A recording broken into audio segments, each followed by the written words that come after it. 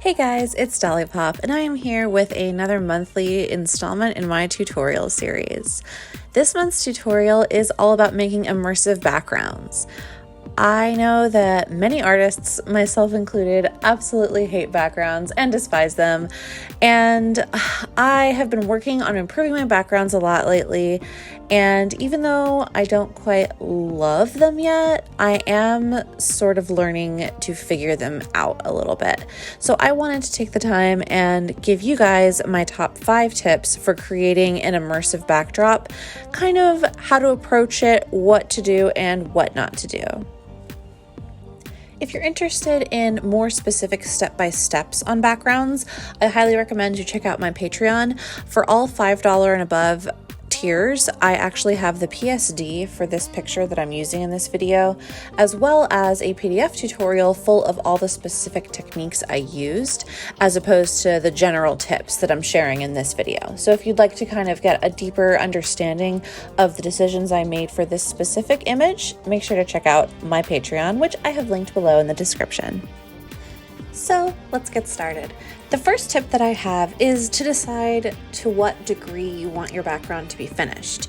I do several different types of backgrounds, which I'm going to go into in a second, but the main point of this tip is that you only want to spend your time working on a detailed background if it's actually going to add something to the overall image. So I'm actually going to show you a little bit about what the 3 types of backgrounds I do in my art are, and kind of like the situations that I use them in. The first type of background that I do is kind of a simple or geometric background. These rely a lot on gradients and shape tools in Photoshop or the other program of your choice. As you can see, they're great for portraits. They're also really good for object illustration. If you want to draw like a cute piece of food, you're not going to be drawing like a whole huge in-depth background with it. You're just going to be doing a little circle. They're good because they don't draw focus away from the subject, and they're also a really great way to tie different colors together. So if you're using a palette and you feel as if one of the colors in the palette isn't used as much as it could be, putting that in the back for emphasis is a great way to kind of just have an easy background. These are the most simple, fast backgrounds you can do, and they just do give your art like just a little bit of an extra pop. I almost don't consider them backgrounds, but I thought I would include them here because I do use them a lot. The second type of background that I often do is a simplified or partial background. These backgrounds, they do add a little bit of perspective and a little bit of kind of an environment to your character, but they're often made with silhouettes or very basic shapes, usually very little shading in the background. They also don't draw a whole lot of focus away from your character, so they're great, again, for series pieces or things where the character really is the focus. A lot of the times they're a lot faster than a full background because I don't usually render every single part of them. As you can see in these examples, they really do rely on the silhouette, so it's a suggested background, not really an immersive background. These are a great middle ground if you do want a bit of context to your character, but don't want to spend a bunch of time rendering a background only to have it take away focus from your character.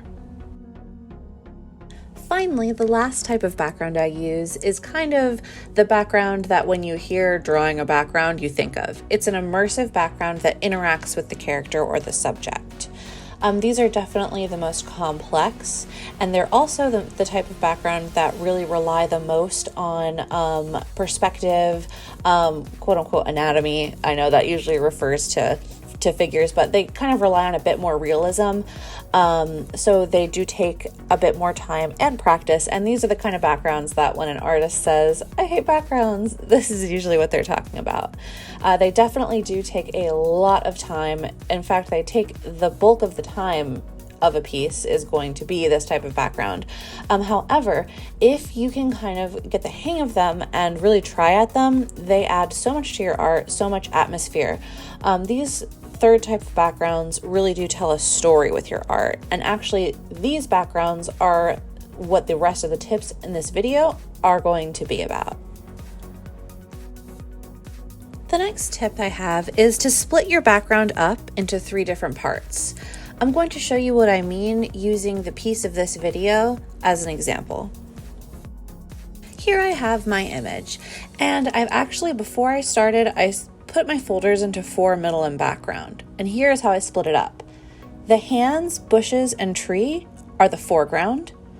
The midground consists of the kind of middle bushes, the path, as well as the figure. And then everything else is the background. I decided to split it up this way because if you just focus on the foreground at once, then the mid, then the background, you get a lot less overwhelmed.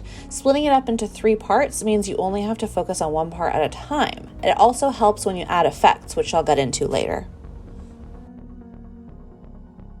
Splitting things up is also useful if you're looking to use a reference picture for a background.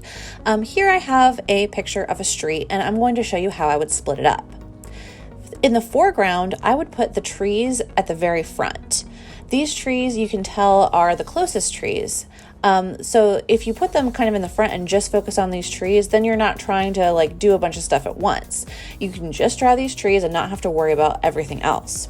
I would put the midground as all of the cars, buildings, and the trees in the back.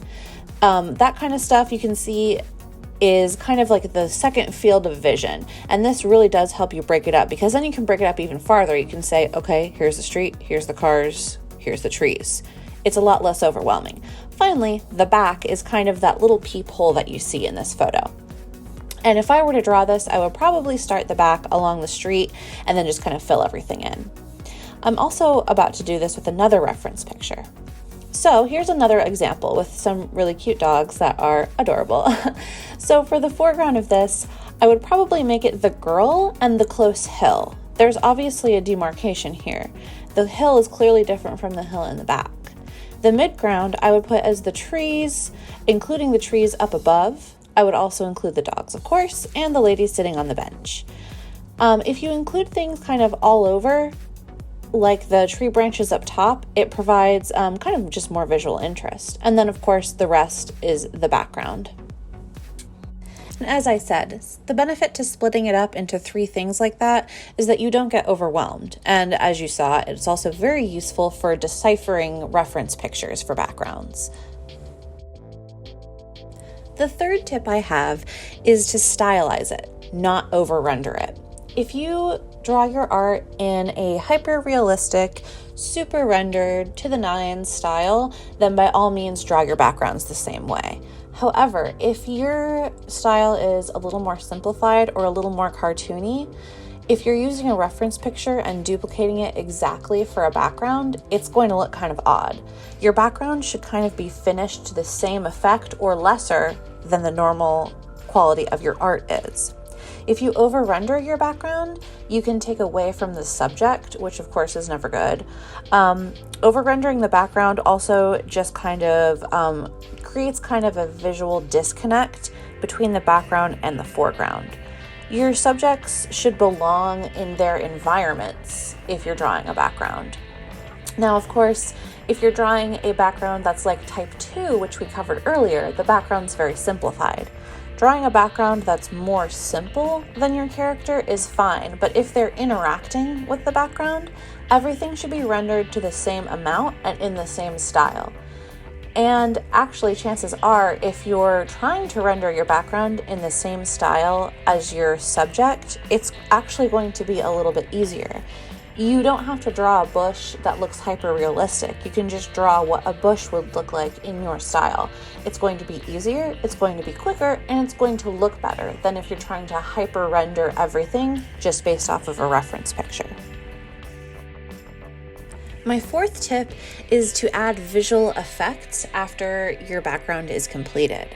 As I mentioned briefly earlier, the Patreon tutorial goes into exactly which visual effects I use. However, I'm going to show you kind of a before and after now on what visual effects can do for you and how they can make your background really come to life and interact with your subject. This is my image before visual effects. And this is it afterwards. As you can tell, the lighting and blur and shadow effects that I've added give the piece so much mood and so much atmosphere. My big tip here is to not worry about adding atmosphere to your piece until the very end.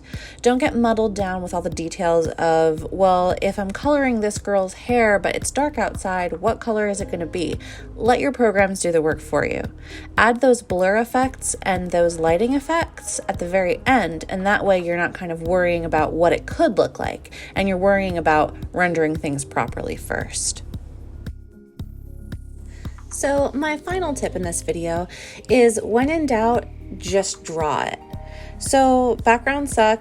We all know that backgrounds suck, but there's no like magical brush or like single hack that doesn't make backgrounds difficult, challenging, scary. So this kind of like goes with tip number 3 a bit, not to over render it or make it too realistic. On the flip side, if you want to draw a bush, just draw a bush. Don't try to find a bush brush online. Shortcuts are good to use to make your workflow better, but a lot of the times they can make your art look really rushed. And I do actually have an example. It's kind of an exaggerated example, but I do have an example of what can go wrong when you rely too much on brushes and stuff like that. So here's my image. Everything is individually rendered in my normal style, etc. But what if I want some grass? The grass brush looks okay by itself. It doesn't look great, but it doesn't look too bad. The problem comes about when maybe I decide I want some leaves too. And that does start to look a little goofy with everything else. But it still doesn't look too bad. Everything else is rendered kind of to the same level as the subject. However, then what if everything was a brush? And I know this is a slight exaggeration a little bit, but look at the difference between, for example, the hand and then just that randomly textured brush. And don't ever, ever use a background picture. Just trust me, it looks super goofy. Yeah, we can all tell it's a picture. This is the tools are okay to help things, but you don't need a brush for everything. Just kind of trust your artistic instincts, and your picture will look a lot better if you put the time in, put the effort in, and only use brushes kind of to help you do things. You can have a brush that simulates a grass texture, but don't just rely on that for grass. Make sure that you're not selling your own artistic skills short by using too many shortcuts. So there you have it. There are my top 5 tips for approaching a background. I know these are kind of vague, but my intent with these tips was to give people a little bit of help if they don't know where to start with a background. If you get kind of paralyzed with fear thinking about doing a background. Definitely my favorite tip of the 5, the one that I have used most and that has come in handy most for me and alleviated my background fears, is definitely tip number 2. Separating your background into foreground, middle ground, and background will save your life. And then of course, separating those into further objects. So I hope that you found this video useful.